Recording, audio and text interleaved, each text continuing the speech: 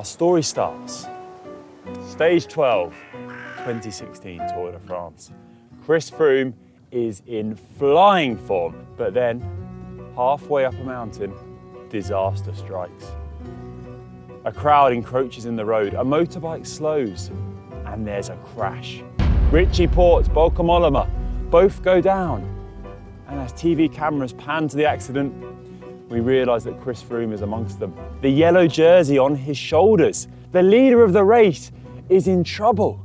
The world collectively holds its breath. What will happen to our champion? But in the midst of the chaos, Chris has a brainwave.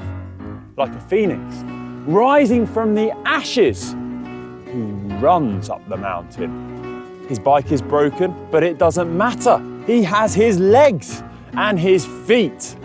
It's beautiful to watch. Like a gazelle, he bounds his way, negating any time loss. But looking back, in hindsight, would Chris really have done the same thing? If he could have seen all the options presented to him, would he have perhaps chosen a faster way up that mountain? Well, Chris, we're about to find out. And whilst we may not be on Mont Ventoux, where Chris was unfortunately separated from his team car and all hope of getting a spare bike in that terrible and somewhat bizarre incident, we have found a suitable climb in Wales for our little experiment. It won't be crowds blocking our team car, but, sheep. Croeso I Cymru. Y mynydd ni wedi dewis heddiw yw'r Devil's Elbow.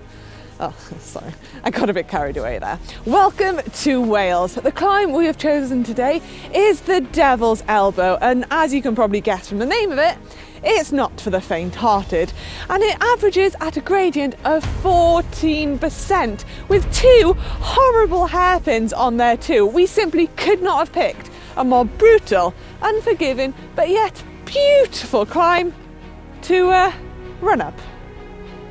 Yeah. Now this is the time of the video where we explain to you how to run, all the running styles and every bit about how to run. But the truth is, well, we know nothing about running. Hank, I think it's like walking, but you do like a bigger step, like that, and you'd like come up in the air a bit. And they do this thing with their arms, they're like...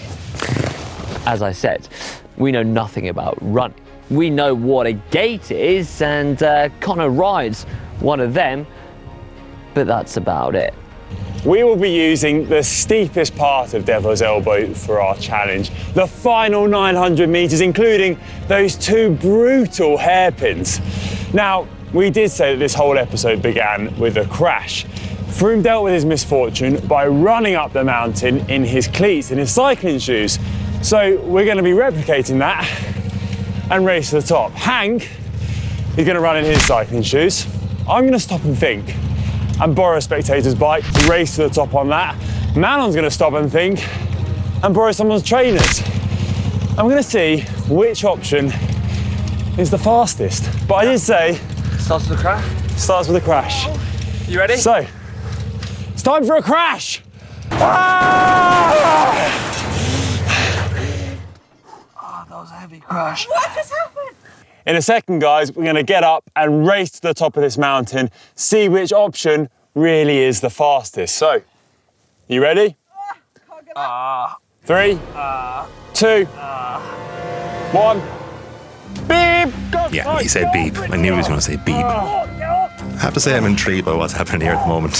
Excuse me, please could I borrow your bike? Yeah, I'll bring it back. I've just got a bit of a race. Pretty fancy, isn't he? Yeah, brilliant, thank you. Right. Who was standing by with the bike, I want to know? No, I'll give it back. Give it back. Thank you. I want to see when he borrows tools from my shed, and he's never once given them back. So, yeah, I'll believe that when I see it. Wipes. A bit small, this bike. Okay, I have a few critiques, but we'll get to that in a second. Manon's making a good start. Hank is looking okay, but... No, Manon's going well, looking like a pair of shoes fitter at least, which is more than I can say for Connor at the moment. Nice views, I must say. Wales doesn't look too bad. The car. No, Manon's going okay here at the moment. Yeah, look, 50 seconds in. I'd like to see more of Hank at the moment. Yeah, no, he's done. He's completely done. He's really struggling, isn't he? Look at him. That's pathetic. To be totally honest, Hank, you're a nice guy, but come on, she's caught you in little to no time at all. My legs! They're burning! Why is it always Conor I can hear in the background shouting? Someone explain that to me, please. Someone send a text or someone send a message here, please, and tell me why Conor is always the loud one. Come on! Again, I remind you, pro cyclists should be doing better than this. Come on! Hank looks like he's done. Oh, he's fading. Conor almost has him. Oh, he's over and he's back and he's left across the road. He's left, he's right. He's struggling, he's over the bars. Oh, he has gone. Yeah, Hank's beaten. He's done. Hank's out of the race. Now, Conor, come on. You have, 400 metres up. It's really small in this region Let's of face France. it, it's not really that steep of a hill, let's be honest. I found a bigger bike. I'm so close to catching Manon. 1 minute and 54. Loads of sheep on the side of the road. He's over into the hay. He's into the verge. He's done. Nah, he's Conor, pathetic. Utterly pathetic. I'm ashamed. I really am ashamed. The motorbike can't even catch Manon. Look, she's gone. She's clear. There we go. She's back in view. I think, is she done? That's it, yeah. Job done. Over and done with. Conor complaining, of course. I do notice the other 2 presenters, Hank and Manon specifically, nice quiet folks on their job. Conor shouting and bawling the entire time. Look at Hank in the background. Look at him. Second place. It's not great, Conor. It's not great. If you were retired in maybe 15 or 20 years, I'd say one thing, but you're only retired a couple of seasons. I've ever gone on a bike. Oh, look, Hank's back running again. He was walking for a minute. You might have seen that behind Conor. He takes up half the frame, in fairness. Poor cameraman. How are the shoes?